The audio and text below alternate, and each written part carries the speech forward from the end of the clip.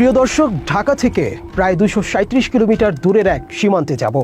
যেই সীমান্তের ওপারে ওত পেতে থাকা কুমিরকে খাল কেটে আনা হচ্ছে এই পারে। শত্রুকে নিজের ঘরে আপন করে মিত্র বানাবার এক মরণ খেলা চলছে ওই সীমান্তে। প্রিয় দর্শক, এমন মরণ খেলা বন্ধ করতে ছুটে গিয়েছিলাম নওগাঁ সীমান্তে, যেখানে জেলার ডিসি থেকে শুরু করে ইউনিয়ন পরিষদের মেম্বার সকলেই সেই খেলার প্রতিযোগী। আমরাও আরেক পক্ষ হয়ে মাঠে নেমেছিলাম। ভয়ঙ্কর সেই খেলা দেখবেন আজকের ক্রাইম এডিশনের অনুসন্ধানে। আপনাদের সাথে আছি আমি মুনতাসির তাসটিপ। অনুসন্ধানের সাথে ছিলেন বাংলা এডিশনের নওগাঁ প্রতিনিধি শহীদুল ইসলাম।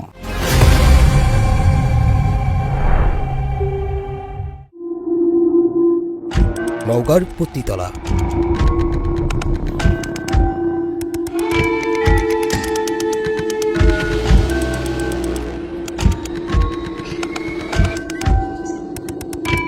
উপজেলা পরিষদের সামনে বিভিন্ন দোকানপাটের মাঝেই একটি বিশেষ দোকান, যার নাম জাতীয় পরিচয়পত্র সেবা।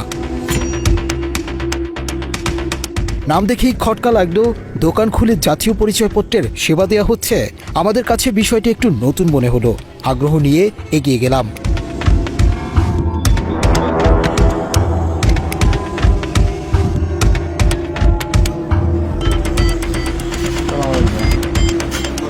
নামের মতো দোকানের ক্রেতা বিক্রেতাদের আচার আচরণও অন্য দোকানের চেয়ে একটু ভিন্ন।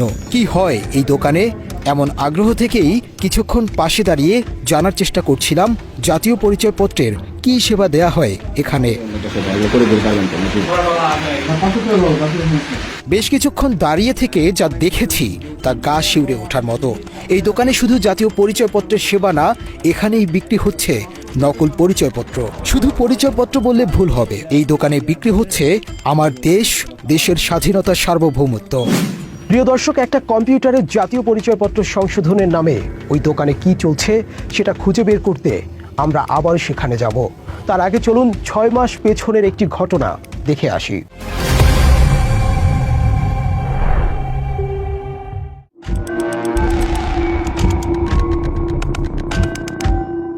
রাজশাহী বিভাগের উত্তরাঞ্চলে অবস্থিত নওগাঁ জেলা 1984 সালের 1 মার্চ মহকুমা থেকে পূর্ণাঙ্গ জেলায় উন্নীত হয়। আয়তন 3436 বর্গ কিলোমিটার, যা আয়তনের দিক থেকে দেশের 5ম বৃহত্তম জেলা। জনশুমারি 2022 অনুযায়ী এখানে বসবাস করছে প্রায় 27,62,000 মানুষ। উত্তরে দিনাজপুর ও জয়পুরহাট, দক্ষিণে নাটোর ও রাজশাহী, পূর্বে বগুড়া এবং পশ্চিমে চাঁপাইনবাবগঞ্জ ও ভারতের পশ্চিমবঙ্গের মুর্শিদাবাদ জেলা। এই চারদিকে সীমান্তে ঘেরা নওগাঁ।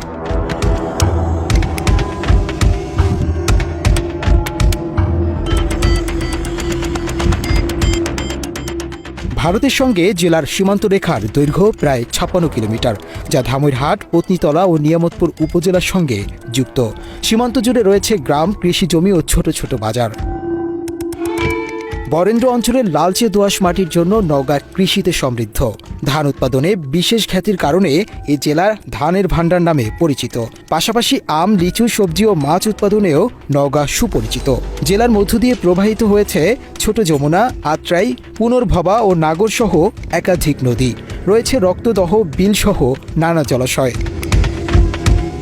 তবে আমাদের আজকের আলোচনার বিষয় অন্য কিছু। নওগাঁর সাথে ভারতের মোট 56 কিলোমিটার সীমান্ত রয়েছে। এই এলাকায় বেশ কয়েক বছর ধরে অপরিচিত কিছু মানুষের আনাগোনা চোখে পড়বার মতো। দেখতে বাংলাদেশি মানুষের মতো হলেও তাদের কথাবার্তা শুনলে মনে হয় ভিনদেশি। হঠাৎ করেই উড়ে এসে জুড়ে বসা এসব অপরিচিত মানুষের উপস্থিতি দিয়ে এলাকার মানুষের মাঝে ছড়িয়ে পড়েছে আতঙ্ক, উৎকণ্ঠা। এমন উদ্বেগ উৎকণ্ঠার মাঝেই গেল 20 মার্চ 2025 তারিখে রহস্যজনক এক ঘটনা ঘটে নওগাঁয়। জেলার নিয়ামতপুরের পারৈল ইউনিয়ন পরিষদে ভুয়া কাগজপত্র জমা দিতে গিয়ে হাতে নাতে ধরা পড়ে 1 ডজন ভুয়া নাগরিক।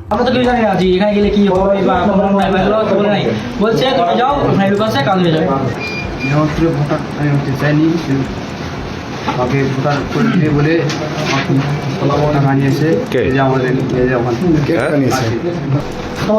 তো আমার বাইরে যাবো, আমার আশা বাইরে যাবো। বলছে ঠিক আছে, আমরা কাজ করে দিব, তাহলে আপনার একটু আমার 20,000 টাকা দিতে হবে।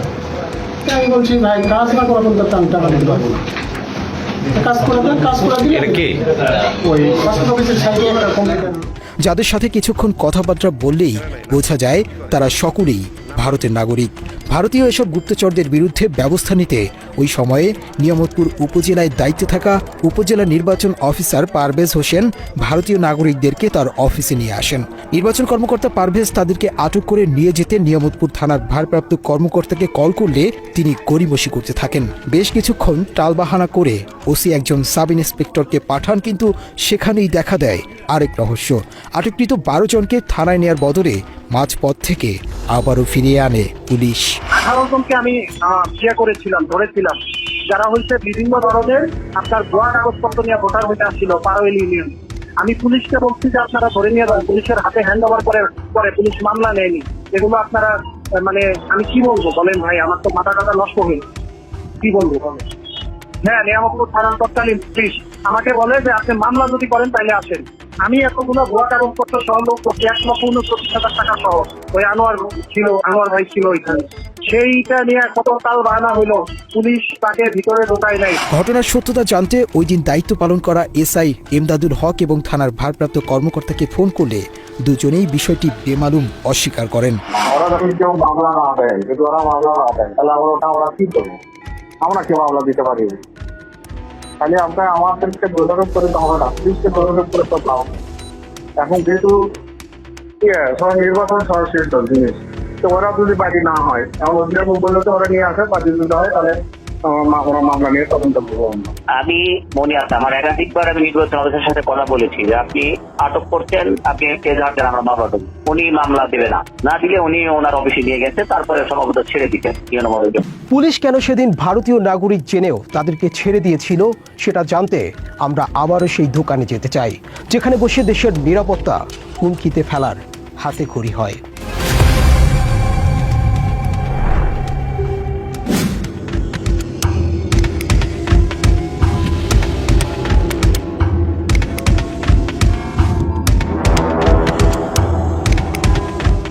পত্নীতলা উপজেলা পরিষদের সামনের সেই দোকানে ঢোকার আগে এই এলাকার বাসিন্দাদের সাথে একটু কথা বলে আসতে চাই, যারা দীর্ঘদিন ধরে এলাকায় সন্দেহজনক অপরিচিত লোকজনের আনাগোনা দেখেছেন। আমি যে জায়গায় বসবাস করি এখান থেকে 2 কিলোমিটার দূরে আমাদের বটা এলাকা, এবং এই এলাকায় অনেক নেশাগ্রস্তরা দেখা যায় এবং অনেক মাদক ব্যবসায়ী আছে এবং অনেক অচেনা লোকও আনাগোনা দেখা যায়, এবং ওদেরকে প্রশ্ন করলে ওরা আমাদের উপর অ্যাটাক করে এবং তাদের ভাষার কোয়ালিটিও অন্যরকম। আমাদের এলাকার মানে মনে হয় না, সেম মনে হয় না, এই জন্য আমরা প্রশ্ন করি কোথা থেকে আসছেন, কী অবস্থা, এবং তারা অ্যাটাক করে।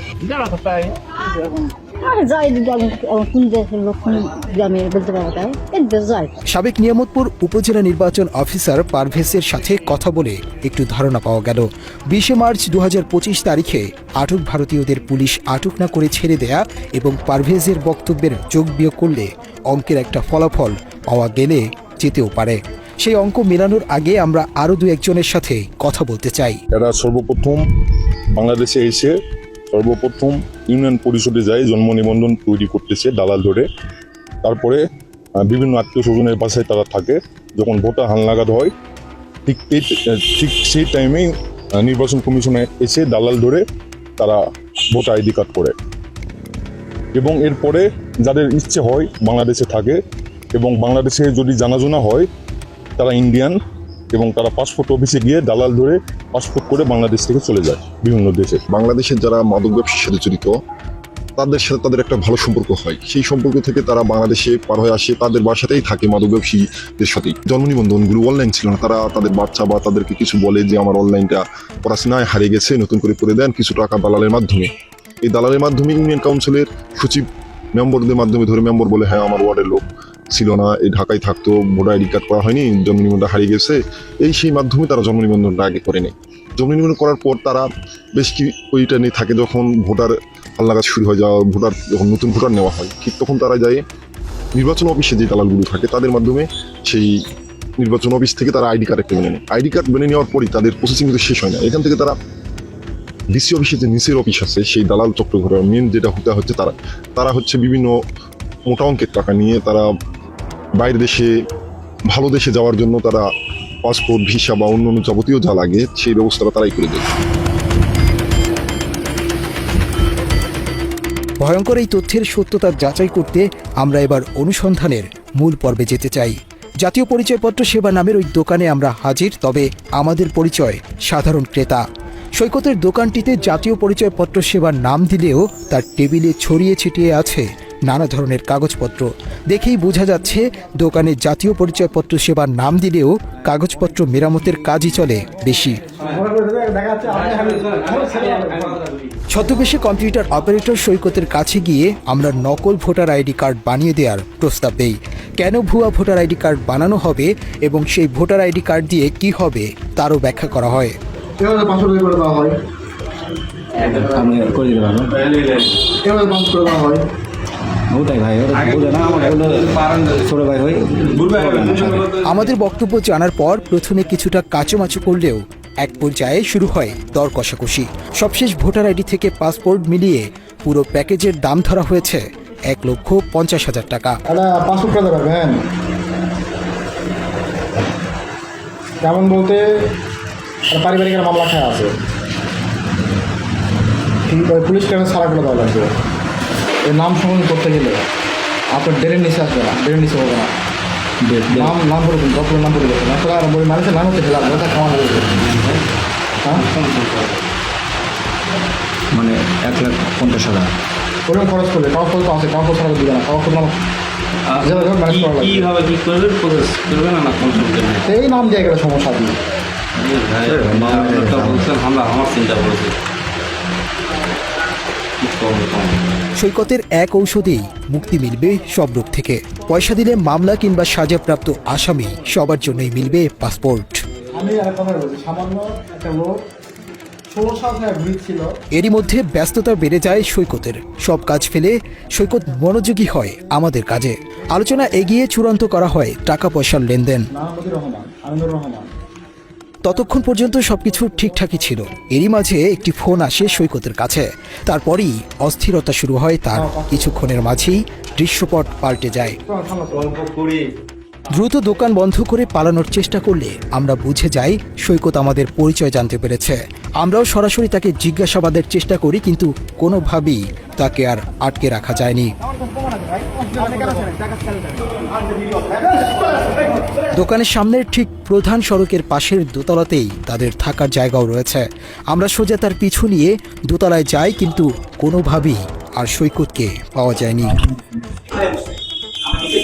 আমরা দীর্ঘক্ষণ সৈকতের অপেক্ষায় থাকার পর শুরু হয় চোর পুলিশ খেলা। সৈকতকে ভেতরে রেখে কিছুক্ষণ পর বেরিয়ে আসে সৈকতের বন্ধু কাউসার ইসলাম। কাউসার বের হয়ে কোথাও আমাদেরকে না দেখে আবারও রুমের ভেতরে গিয়ে সৈকতকে নিয়ে রুম থেকে বেরিয়ে আসে। আর তাতেই অবসান হয় আমাদের অপেক্ষার। ঘণ্টা তিনেক আগের সৈকত আর এখনকার সৈকতের কথার কোনো মিল নেই, কিন্তু আমাদের কাছে সব প্রমাণ আছে বুঝতে পেরে স্বীকার করেন এই চক্রে তিনি একা নয়, আছে পাসপোর্ট অফিস, জেলা প্রশাসকের অফিসের বড় বড় রাঘব বোয়াল। আপনি একজনের নাম বলছিলেন ডিসি অফিসে, ঠিক আছে? ডিসি অফিসের কে আপনাকে কাজ দেয়, কি অবস্থা? কাজ যায় না, কাজ আমার থেকে ওই কাগজগুলো কাজ করে না। ওর নাম হচ্ছে স্বামী, ওর নামও স্বামী। ওর নামও শামীম? হ্যাঁ, ওর নাম, হ্যাঁ স্বামী, স্বামী। ওর নামও স্বামী। ওই কি করে? পা ন্যাংরা করে। পা ন্যাংরা শামীম।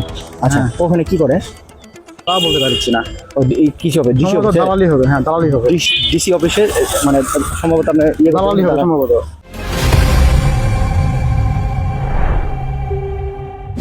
প্রিয় দর্শক, সৈকতের সাথে প্রাইম এডিশনের কথা হবার ফাঁকেই আমাদের আরেক দল চলে যায় জেলা প্রশাসকের কার্যালয়ে। কারণ সৈকতকে সময় দিলে ডিসি অফিসের দালালদের আর পাওয়া সম্ভব হবে না।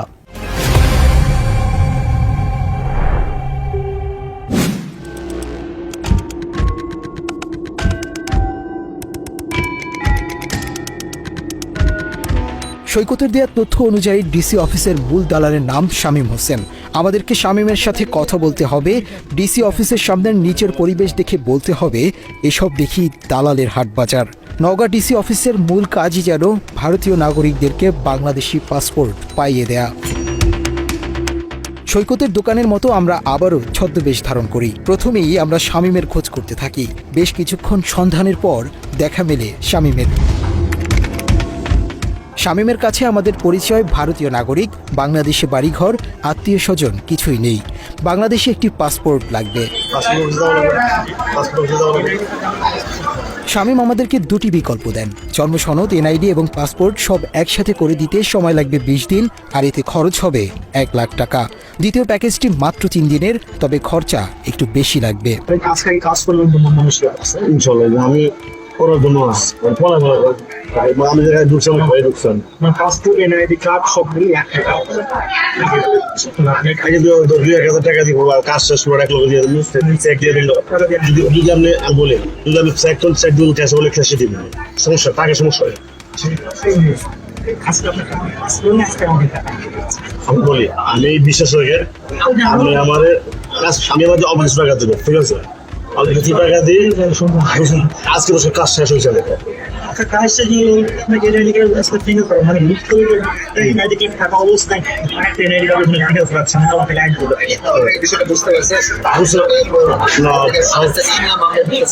শর্তে রাজি থাকলে আমাদেরকে নুরুন নবী দেয়ান মাসুম নামে একজনের কাছে নিয়ে যাওয়ার আশ্বাস দেওয়া হয়।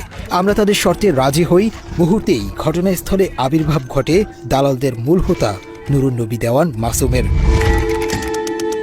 তার ক্ষমতা শামীমের চেয়েও অনেক বেশি। পাসপোর্ট তার জন্য পানি পান্তা। আমরা খুব দ্রুত সময়ে পাসপোর্ট নিতে মাসুমকে টোপ দিলে তিনি আমাদেরকে পাসপোর্ট পাবার সব রাস্তা জানিয়ে দেন। সবকিছু ঠিকঠাকই চলছিল, কিন্তু সৈকতের দোকানের খবর ততক্ষণে ডিসির কার্যালয় পর্যন্ত পৌঁছে যাবার পর হঠাৎই পরিবেশ পাল্টে যায়। পাসপোর্ট করে দেওয়ার পরিবর্তে আমাদের উপর হামলার প্রস্তুতি নেয় দালালদের পালিত সন্ত্রাসীরা।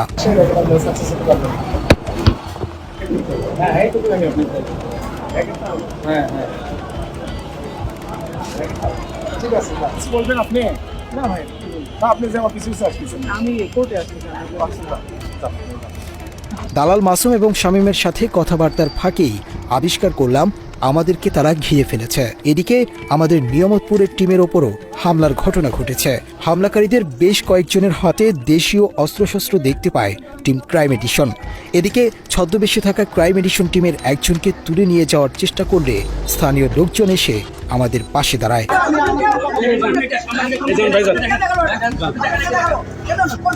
লোকজন জড়ো হয়ে যাবার পর আমাদেরকে হুমকি দেয়া হয় তাদের হাত অনেক লম্বা, অতএব এসব নিউজ করেও কোনো লাভ হবে না।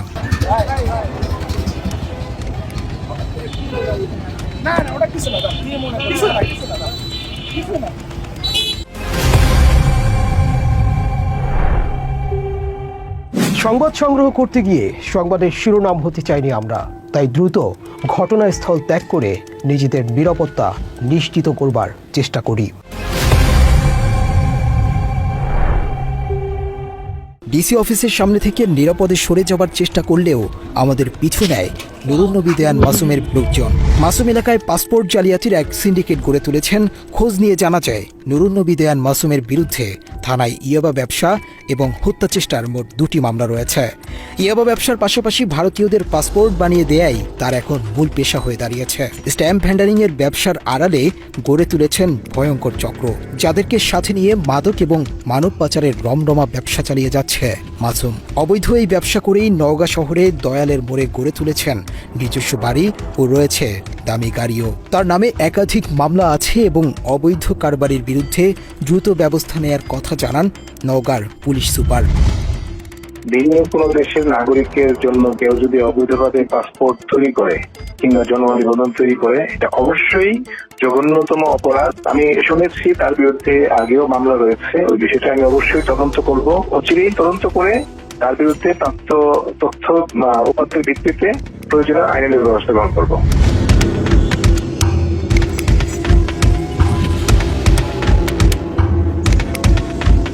এসব ঘটনার পরদিন আমরা আবারও যাই জেলা প্রশাসকের কার্যালয়ের নিচে। তবে এবার আর ছদ্মবেশী নয়। আমাদের দেখে প্রথমেই চিনে ফেলে দালাল চক্রের শামীম। চেষ্টা করে ঘটনাস্থল ত্যাগ করার। আগের দিনই পাসপোর্ট করে দেওয়ার জন্য লাখ টাকা চাইলেও এসবের কিছুই যেন আর জানে না শামীম। আমরা তাকে হাতে নাতে ধরলে ওই স্থানে জড়ো হয় সাধারণ মানুষ ও দালাল চক্রের আরও কয়েকজন সদস্য, যারা হঠাৎই আমাদের ক্যামেরা পার্সনের উপর হামলা চালায়।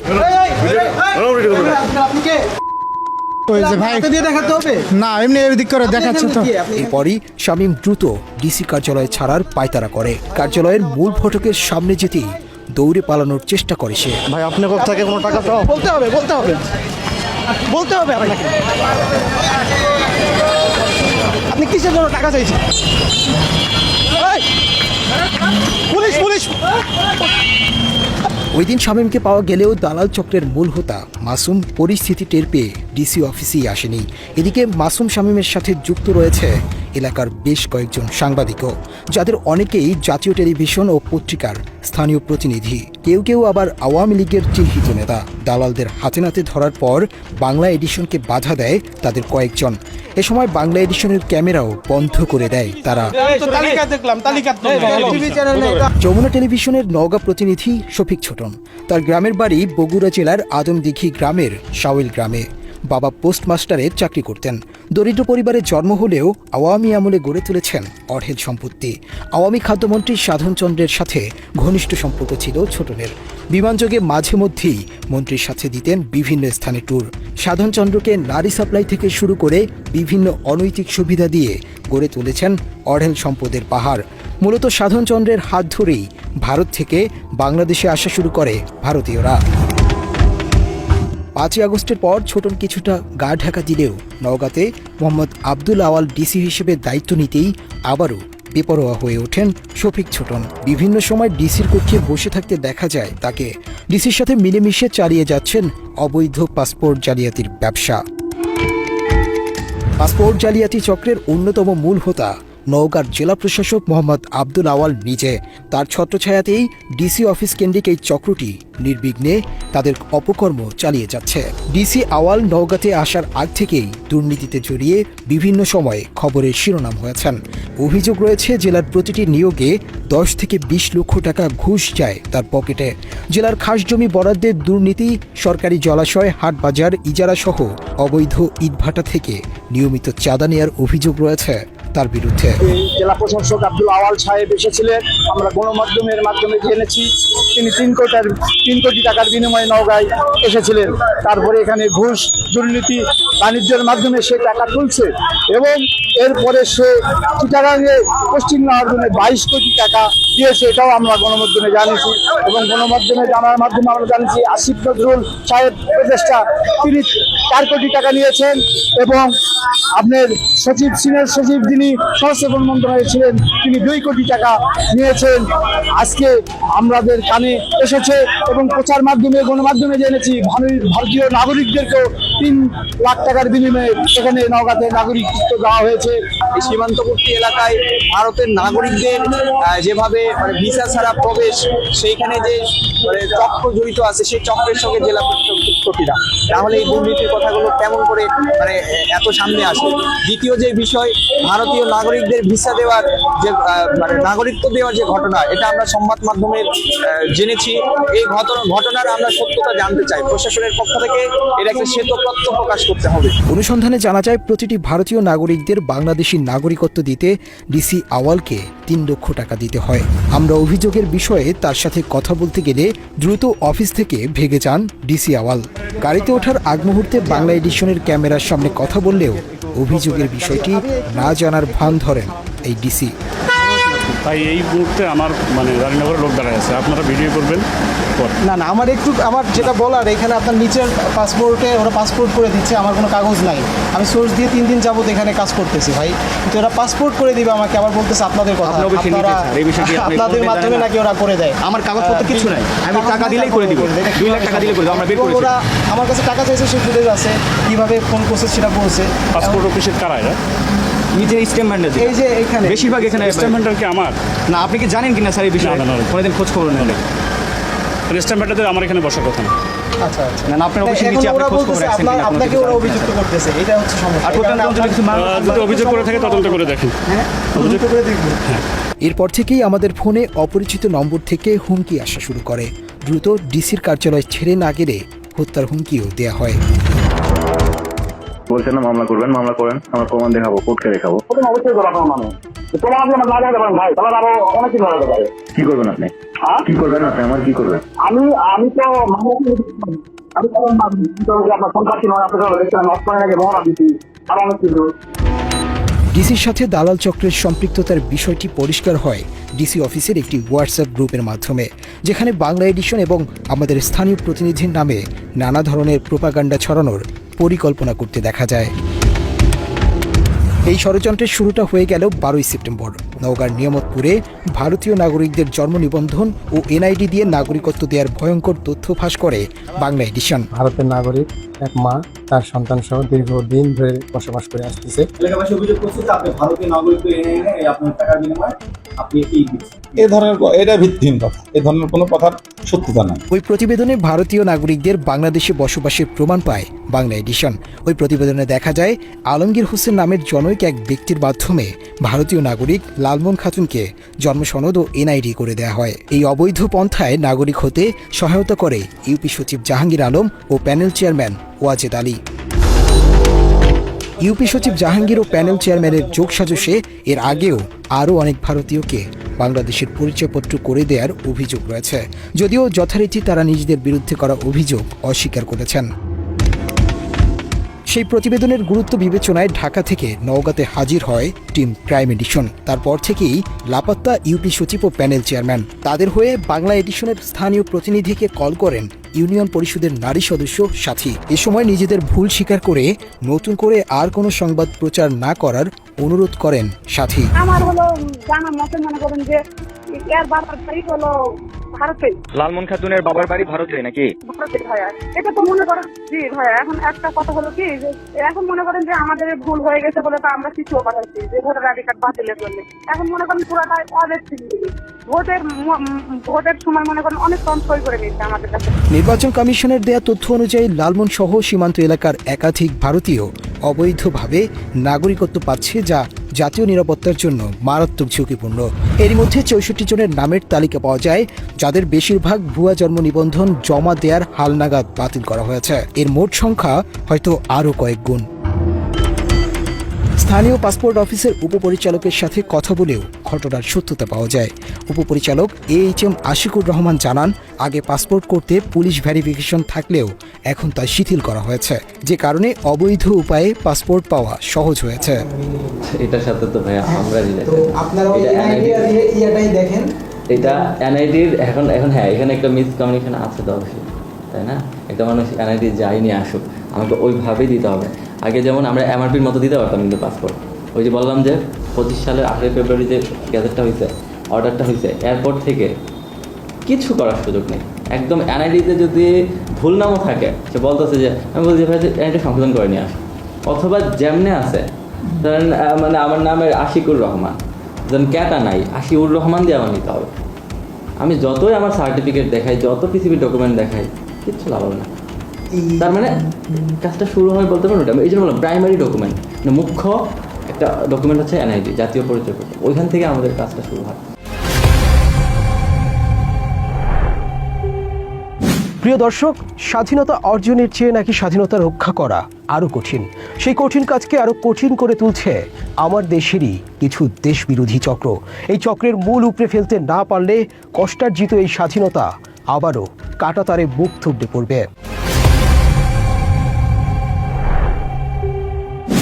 এবার যাবার পালা, দেখা হবে আবার। যেখানেই অন্যায় অনিয়ম, সেখানেই ঢাল হয়ে দাঁড়াবে টিম ক্রাইম এডিশন। বিচারের সব দরজা বন্ধ হয়ে গেলেও ভুক্তভোগীদের কথা তুলে ধরার জন্য খোলা থাকবে আমাদের দুয়ার। আমাদেরকে জানান, আমরা বলবো আপনার কথা ঠিক আপনার মতো করে। আল্লাহ হাফেজ।